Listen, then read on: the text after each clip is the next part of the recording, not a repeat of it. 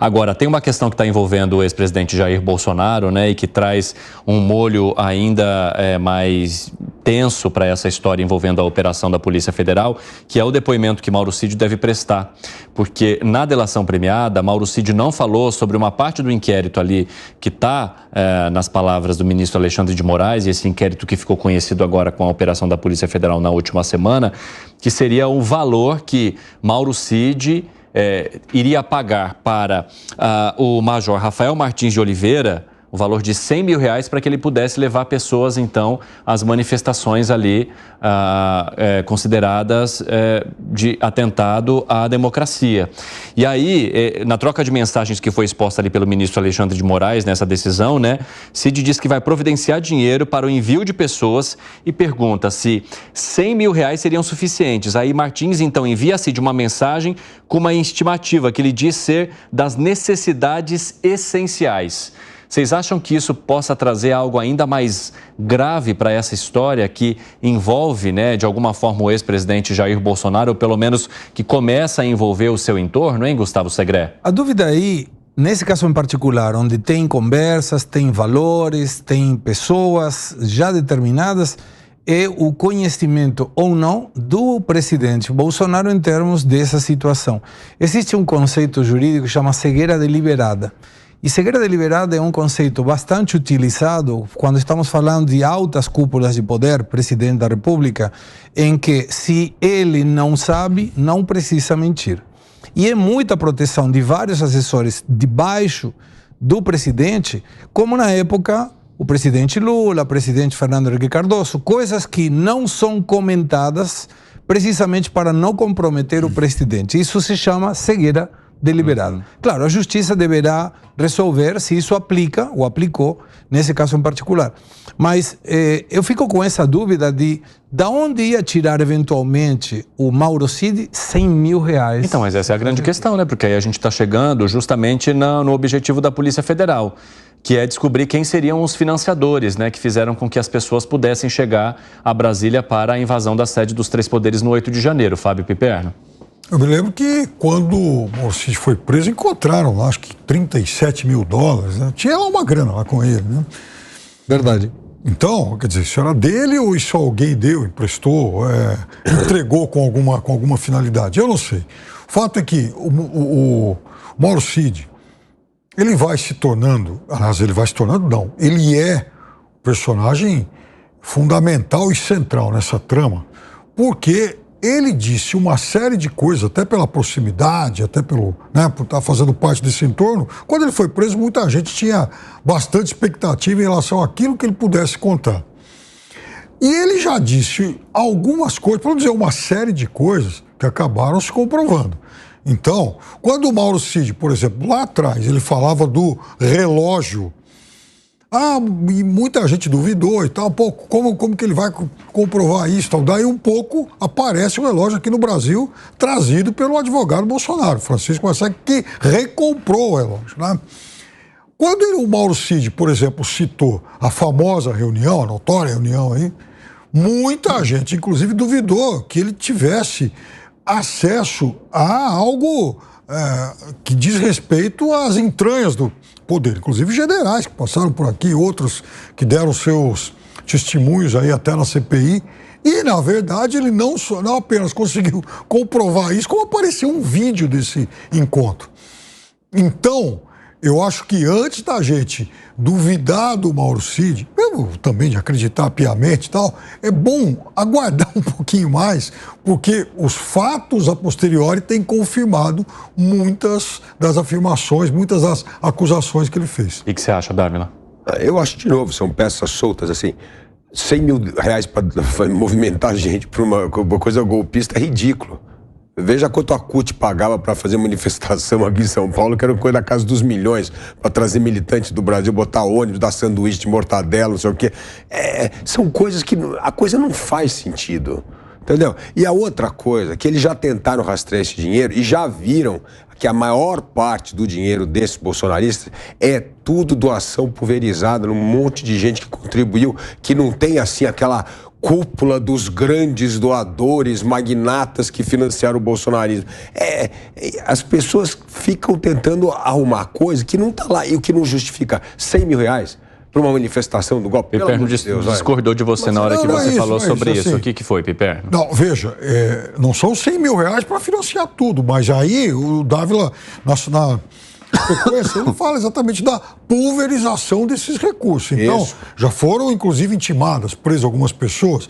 É o empresário de não sei aonde que mandou 10 ônibus. É o outro de não sei onde que arrumou 50 mil. Então, assim, essas coisas, elas não saíram de uma única fonte. É que a narrativa do golpe aqui é o alto comando do Exército com um grupo de maquinatas que apoia o Bolsonaro fazendo uma grande trama para derrubar o Estado Democrático de Direito. Essa é a narrativa que eles estão indo atrás de fatos para tentar legitimar essa narrativa. Por isso que eu estou dizendo que a gente tem que separar a narrativa dos fatos.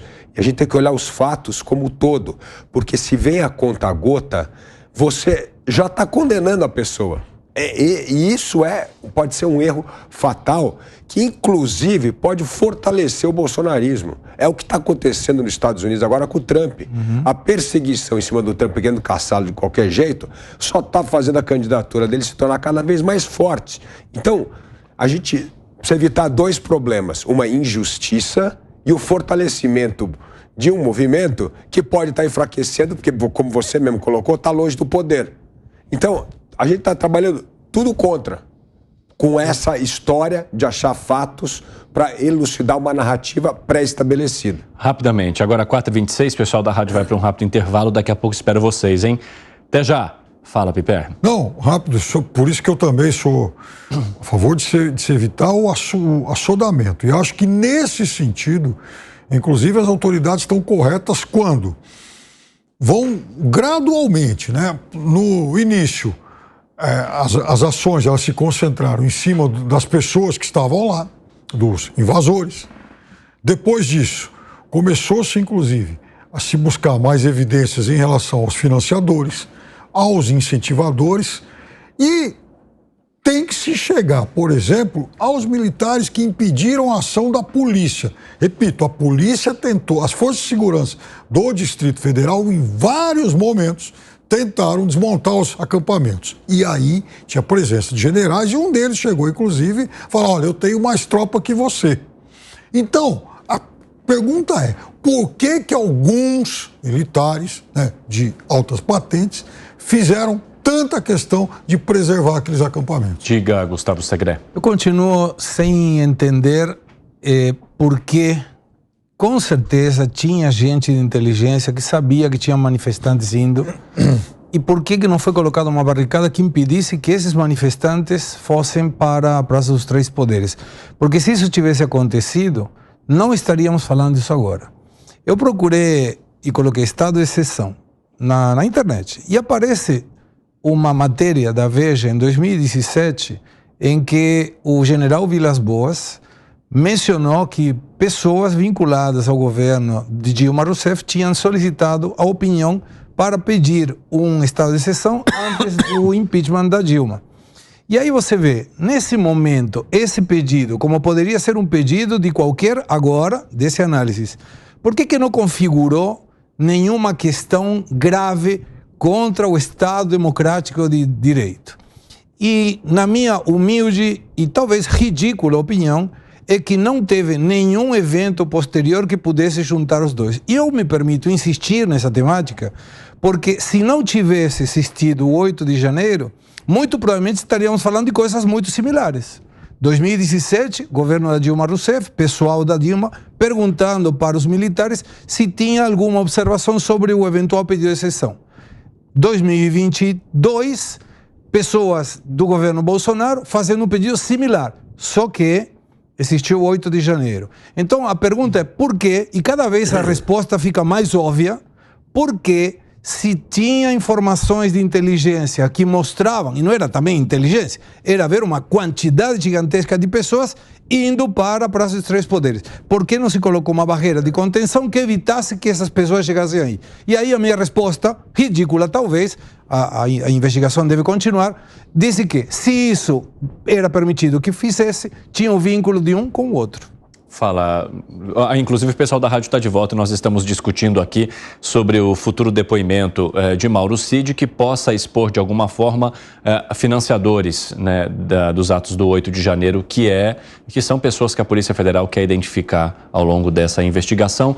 Piperno vai se manifestar ali também, porque eu percebi. Vai lá você primeiro, Davi. A observação do Segré é perfeita. Se não tivesse o 8 de janeiro, a narrativa não ia grudar. Então isso, ele tem toda a razão. Mas eu queria voltar a uma coisa que ele acabou de trazer aqui, que a gente pouco discute na imprensa, que é a questão do estado de sítio, que é permitido na Constituição brasileira. A Dilma tentou, como o Segré estava dizendo, em 2017, e essa minuta, entre aspas, do golpe poderia ser, talvez ali, uma minuta de pedir estado de sítio. Agora, veja que coisa interessante. O estado de sítio no Brasil obriga o presidente da República enviar o pedido ao Congresso Nacional. E precisa ter maioria absoluta do Congresso aprovando. Então, quer dizer, se a Dilma tivesse mandado em 2017 um estado de sítio... Tinha que ser antes, porque ela foi embora, foi afiada do poder... Antes do golpe, antes de 2016. Se ela tivesse mandado em 2016, ou se o Bolsonaro tivesse mandado em 2022, entre o primeiro e o segundo turno, e o Congresso vetasse, acabou ali. Não tem mais nada. Então, tem uma questão legal. Isso está na Constituição, mas a Constituição é clara. Não é uma ação unilateral, voluntária do Poder Executivo. Ela é apresentada no Poder Executivo ao Congresso Nacional e o Congresso tem que aprovar com maioria absoluta. Então, isso é muito importante, porque isso é muito diferente de um golpe. Uhum. A matéria foi em abril de 2017, Piperno, mas as perguntas foram na época em que a Dilma ainda era presidente da República e ia para o impeachment. Então, fala, Piperno. Em relação ao general tuiteiro Vilas Boas, me parece que ele não é assim uma fonte minimamente isenta para fazer esse tipo de acusação. Segundo, Segré, eu não sei se o general Vilas Boas em algum momento ele citou algum nome. Diferente do que aconteceu agora, quando a gente viu uma reunião gravada e inclusive manifestação do presidente da República. Não, eu não sei, Ivan, me permita... Claro, por favor, Segré. Eu não sei se o general Vilas Boas deu nomes, mas também sei que isso não foi investigado juridicamente ou judicialmente, como está sendo investigado esse processo. Agora tem nome, tem imagem. Tá, mas por que naquela época não foi investigado e agora sim? E a resposta para mim fica muito simples. A manifestação do dia 8 de janeiro. Se tivesse uma manifestação naquele momento da esquerda organizando com deterioro de vandalismo e tal, provavelmente teria um nexo de conexão. Mas aí não tem, não teve, pelo menos. E tem uma diferença enorme, né? Se isso é uma minuta de golpe, como está sendo acusado, ou se isso era uma minuta para pedir o estado de sítio, que é, sim, uma atribuição do presidente da República, mas que tem que ser enviada e aprovada pelo Congresso.